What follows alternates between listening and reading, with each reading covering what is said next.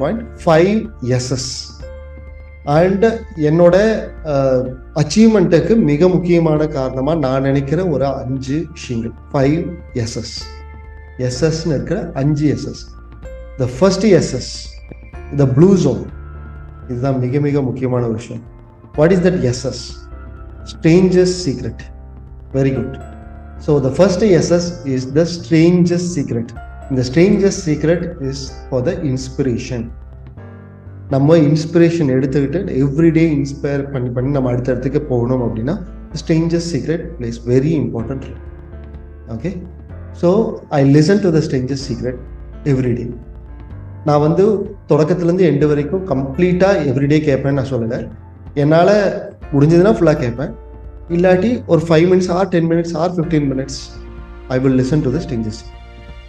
Right, நான் விட்டுட்டேன்னா என்னோட ஹேபிட்டில் ஒரு நாள் விட்டுட்டேங்கிற மாதிரி ஆயிடும். அந்த ஹேபிட்டில் விட்டுட்டேன்னு ஒரு கேப் இருக்கக்கூடாதுங்கிறதுக்காக ஒருவேளை ரொம்ப கிரிட்டிக்கலாக இருக்கிற சமயத்தில் கூட ஓப்பன் பண்ணி ஜஸ்ட் 1 மினிட் நம்ம பார்த்துட்டு கூட க்ளோஸ் பண்ணி.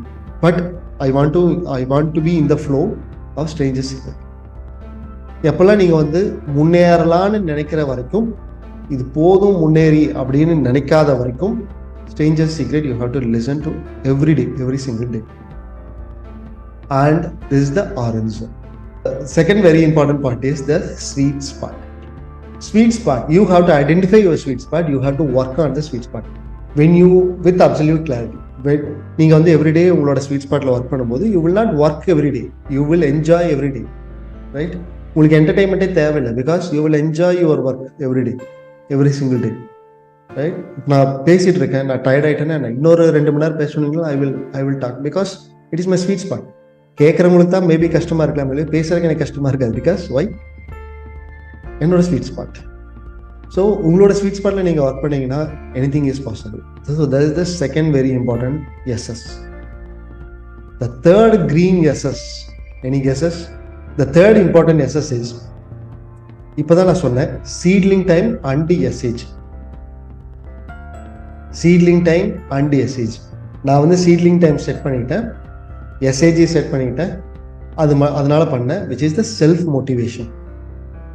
வெளியிருந்து ஒரு மோட்டிவேட் பண்ணுறது வந்து ஒருவேளை அவங்க வரலினாவோ அல்லது அது பத்தலினாவோ நமக்கு ப்ராப்ளம் ஆகும். இதே நமக்குள்ளேயே செல்ஃப் மோட்டிவேஷன் பண்ணிட்டோம் அப்படின்னா we can work for a long time. Right, so the self motivation is the on the seedling time and SAG is the very important point. And the next SS, you are right, the slow and steady is also the thing. And this is the secondary situation. Actually நான் வந்து இதை மாற்றி போட்டேன்னு நினைக்கிறேன்.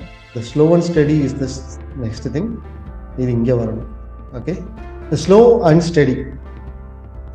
I know that bamboo tree மாதிரி எப்போ வேணாலும் பெருசாக நம்ம க்ரோ ஆக முடியும். ஆனால் ஃபண்டமெண்டல்ஸை ஸ்லோவாக தான் க்ரியேட் பண்ணணும். This is marathon. எனக்கு வந்து நிறைய பேர் வந்து பார்க்குற மாதிரி ஒரு காம்படிஷனில் நான் ஓட விரும்பல. It's not a sprint, it is a marathon. So மேரத்தான்னா ஸ்லோவாக தான் ஓடும். ஓகே, யூஎஸ்பி ஆஃப் எஃப்எம்சியோட யூஎஸ்பி என்னன்னு கேட்டிங்கன்னா 80-20 பிரின்சிபல் தான், வேறு என்ன?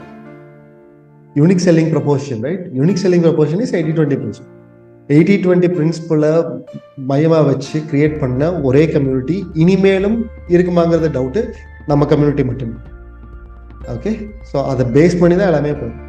ஸோ 80-20 தெரியாத பீப்புளே இருக்க மாட்டாங்க. தெரியாத பீப்புள் கூட தெரிஞ்சதுக்கப்புறம் they will clearly follow this. அவங்களுக்கு எப்படி ஃபாலோ பண்ணுறது தான் தெரியாது. அதை வந்து இன்னும் ஃபைன் டியூன் பண்ணும்போது இன்னும் டெஃபினட்டாக நல்லா ஃபாலோ பண்ணும். So the slow and steady will give you, because consistency is the key. ஸ்பீடாக ஓடினா கண்டிப்பாக ரெஸ்ட் எடுக்க வேண்டியிருக்கும். ரெஸ்ட் எடுத்தால் திருப்பி அதே ஸ்பீடுக்கு வராது. ஓகே, அண்டு ஸ்லோவாக ஓடும்போது நிற்கக்கூடாது. ஸ்பீடாக ஓடுற எல்லாருமே நிற்காமல் இருக்க முடியாது. கெஸ் வாங்குறதுக்குனாச்சும் நின்று தான் ஆகும். நின்னா மொமெண்டம் போகும். ஸோ நிற்காமல் இருக்கணும்னா ஸ்லோ அண்ட் ஸ்டடியாக தான் போகும். So our community is slow and steady. And the last very important SS is the secondary situation. நம்ம டைமண்ட் மெம்பர்ஷிப்பில் வந்து அதை பேரலல் லைன்னு சொல்லுவோம். பேரலல் லைன்னா என்ன? நான் ஒரு முக்கியமான விஷயத்தை நோக்கி, ஒரு மிக முக்கியமான விஷயத்த ரொம்ப ஸ்ட்ராங்காக நான் போயிட்டு இருக்கோம்னா அதை போக தடுக்கிற அளவுக்கு ஒரு பேரலான ஒரு விஷயம் நம்ம கூடவே வரும். நீ எந்த விஷயம் வேணா எடுத்துக்கங்க, நாம ஏதாச்சும் ஒரு முக்கியமான விஷயத்த நம்ம பண்ணிட்டு இருக்கும்போது அதை பண்ண விடாத அளவுக்கு தடை மாதிரி ஒரு விஷயம் கூட வரும். ரிலேஷன்ஷிப் இஷ்யூவாக இருக்கலாம், ஹெல்த் இஷ்யூவாக இருக்கலாம், ஃபினான்ஷியல் இஷ்யூவாக இருக்கலாம், அந்த மாதிரி ஏதாவது இஷ்யூ வரலாம். எப்போ வந்து அது பற்றின அவேர்னஸ், செகண்டரி சுச்சுவேஷன் அப்படிங்கிற பேரலல் லைன்கிற ஒரு அவேர்னஸ் யாருக்கு இல்லையோ, ஆக்சுவலி இந்த டைமண்ட் மெம்பர்ஷிப்பில் இருக்கிற எல்லாத்துக்கும் ரொம்ப டீப்பாக தெரியும். ஏன்னா இதை பற்றி ஒரு ப்ரோக்ராமே நான் எடுத்திருக்கேன். யாருக்கு வந்து அந்த செகண்டரி சுச்சுவேஷன், அந்த பேரலல் லைன் பற்றின ஒரு தெளிவு இல்லையோ அவங்க நினைப்பாங்க அது தடைன்னு. இதுவே அது தடைன்னு நினைக்கிறதுனாலேயே அந்த இடத்துல அவங்க போக முடியாமல் ஆகிறதுக்கு வாய்ப்பு இருக்கு. ஆக்சுவலாக அது ஒரு தடை இல்லை. ஆக்சுவலாக நம்ம போகும்போது அதில் நிறைய ப்ராப்ளம்ஸை ஃபேஸ் பண்ணி நம்ம வந்து நிறையா ஸ்ட்ரென்த்து தேவைப்படும், எனர்ஜி நிறையா தேவைப்படும். அந்த எனர்ஜி இதில் மட்டுமே பண்ணிட்டு இருந்தோம்னா அப்சஷனாக மாறி மிகப்பெரிய ஒரு என்ன சொல்கிறது, மென்டலி ஃபிசிக்கலி வந்து டயர்டாக்கிடும். அப்படி ஆக்காமல் இருக்கிறதுக்காக இன்னொரு பேரலான ஒரு ப்ராப்ளம் வரும். சார், ஒரு ரிலாக்ஸான ஒரு விஷயமா பாசிட்டிவாக வந்தால் கூட பரவாயில்ல, இன்னொரு பிரச்சனை எப்படி சார் ப்ராப்ளம் ஆகும்னா நெகட்டிவ் பாசிட்டிவாக வர மாதிரி. உங்களுக்கு ஆக்சுவலாக இந்த ப்ராப்ளம், ஆக்சுவலி இது ப்ராப்ளம் இல்லை, ஒரு விஷயத்த ரொம்ப ஃபோக்கஸ் பண்ணிட்டு இருக்கும்போது ஒரு ப்ராப்ளம் வரும். ப்ராப்ளம்னா என்னன்னா, இஷ்யூனா என்னன்னா easily solvable thing is issue, whereas ப்ராப்ளம்னா highly challenging to solve the issue அப்படிங்கிறது இட்ஸ் அ ப்ராப்ளம்னு நம்ம சொல்ல முடியும். ப்ராப்ளமாகவே கூட வரும், நம்ம கண்ட்ரோல் இல்லாமல் சில டைமில் இருக்கலாம், அல்லது ஹார்ட் டு ஹேண்டில் அப்படிங்கிற ரிலேஷன்ஷிப் இஷ்யூ, ஃபினான்ஸ் இஷ்யூ, அந்த மாதிரிலாம் வந்து நமக்கு ரொம்ப தடையாக இருக்கிற மாதிரி வரும். லைஃப் ஆஃப் பை, அதுதான் நான் அன்றைக்கி எக்ஸாம்பிளாக சொல்லியிருந்தேன். லைஃப் ஆஃப் பை மூவி பார்த்துருப்பீங்க இல்லையா? ரொம்ப நல்ல ஒரு மூவி. ஒருவேளை யாராச்சும் பார்க்கலினா பாருங்கள், சான்ஸ் இருக்கும்போது. ஐ திங்க் ஓடிடியில் இருக்குது. லைஃப் ஆஃப் பை மூவியில் வந்து 227 நாள் வந்து ஒருத்தர் வந்து ஷிப்பில், அதாவது ஒரு பெரிய கப்பல் வந்து ஆக்சிடென்ட்லி மூழ்கிரும். லைஃப் போட்டில் வந்து ஒரே ஒருத்தன் மட்டும் தப்பிச்சிருவான். அந்த கடலில் அவன் மட்டும்தான் இருப்பான். பட் அந்த போட்டில் ஒரு புலியும் இருக்கும். ஓகே, அந்த புலி எப்படி அங்கே வந்துச்சு, அது அந்த படத்தில் இருக்கும். ஓகே, புலியும் இருக்கும், அந்த பையனும் இருக்கும். அந்த பையன் தப்பிக்கிறதே கஷ்டம், கூட ஒரு புலி வேறு இருக்குது.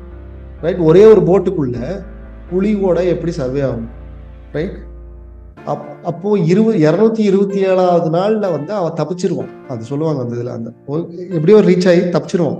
அது தப்பிச்சதுக்கு அப்புறம் அவன் சொல்ற ஒரு விஷயம் என்னன்னா, ஒருவேளை அந்த போட்ல புலி இல்லைன்னா நான் எப்பவோ செத்துருப்பேன், எனக்கு புலி இருந்ததுனாலதான் நான் வந்து இப்ப உயிரோடு இருக்கேன். பிகாஸ் அந்த புலிகிட்டு இருந்து நான் காப்பாத்திக்கணுங்கிறதுக்காக அந்த சிச்சுவேஷன், நான் இருக்கிற சிச்சுவேஷனை தாண்டி இது ஒரு பெரிய சிச்சுவேஷனா இருந்துச்சு, அதனால என்னால் சர்வே ஆக முடிஞ்சு அப்படிங்கிறத அவன் சொல்லுவான். இந்த செகண்டரி சிச்சுவேஷன் அப்படிங்கிறது வந்து ஒரு ஸ்ட்ரென்தனிங் சோர்ஸ், நமக்கு ஸ்ட்ரென்த்தை ஆட் பண்ணுற ஒரு சோர்ஸ். அது நெகட்டிவாக பார்க்கக்கூடாது, நமக்கு ஸ்ட்ரென்த்தை ஆட் பண்ணுறதுக்கு, நம்மளோட வலிமை இன்னும் அதிகமாக்குற ஒரு சோர்ஸ் தான். அதையும் ஹேண்டில் பண்ணி இதையும் ஹேண்டில் பண்ணும்போது, அதாவது நீங்கள் பார்த்துட்டு இருக்கிற ஒரு விஷயத்தை கம்பேர் பண்ணும்போது இன்னொரு விஷயம் வரும் இல்லையா, அந்த விஷயத்தை கம்பேர் பண்ணும்போது இதெல்லாம் ஒரு மேட்டரே இல்லைன்னு நமக்கு தோணும். அந்த அளவுக்கு ஒரு பெரிய விஷயம் கூட வர்றதுக்கு வாய்ப்பு இருக்கு, பெரும்பாலும் வர்றதுக்கு வாய்ப்பு இருக்கு. அப்படி வர்றது ஒரு தடை இல்லை, அது வந்து நம்மளோட வலிமை